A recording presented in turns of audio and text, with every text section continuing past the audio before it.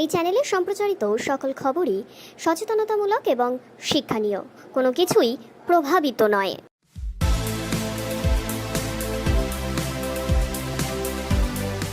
এলাকায় দুর্যোগের মেঘ।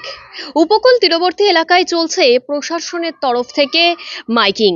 গঙ্গাসাগরে বঙ্গোপসাগরে তৈরি হওয়া নিম্নচাপ ও ঘূর্ণিবাতের জেরে রবিবার সকাল থেকেই দক্ষিণবঙ্গের উপকূলে তীরবর্তী এলাকাগুলিতে প্রবল বজ্রবিদ্যুৎ সহ ঝড় বৃষ্টির সম্ভাবনা জানিয়েছে আলিপুর আবহাওয়া দপ্তর। উত্তাল সমুদ্র থাকার কারণেই ইতিমধ্যে গভীর সমুদ্রে মাছ ধরার উপর নিষেধাজ্ঞা জারি করা হয়েছে মৎস্য দপ্তরের পক্ষ থেকে মৎস্যজীবীদের।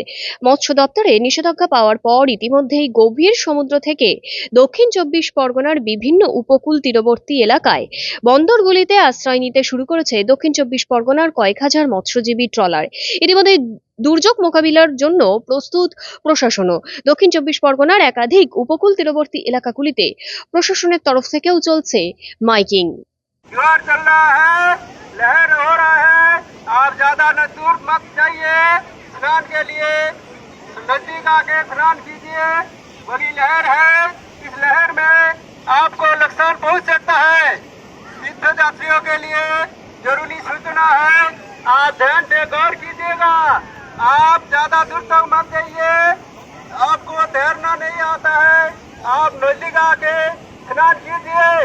ज्यादा दूर तक मत जाइए। अभी समुद्र में जोर चल रहा है, बड़ी लहर में आपको नुकसान पहुंच सकता है, इसलिए आप नजदीक आके स्नान कीजिएगा।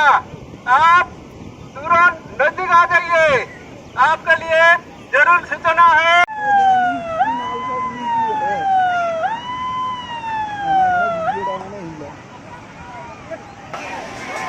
जरूरी घोषणा है, जो जिनका यात्रीगण नहाने आए हैं, हम लोग तो रिक्वेस्ट कर रहे हैं जो लोग जरा दूर आ जाइए।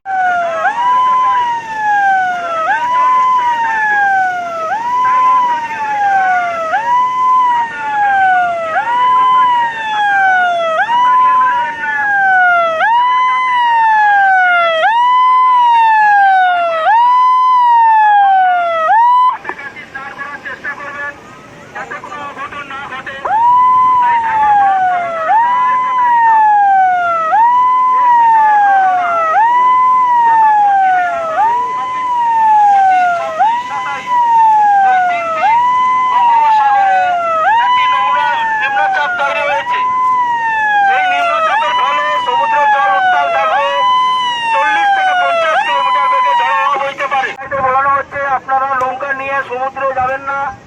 যেসব যাত্রীগণ স্নান করতে এসেছেন তারা কাছাকাছি থেকে স্নান করবেন, বেশি দূর যাবেন না, যাতে বিপর্যয় হতে পারে।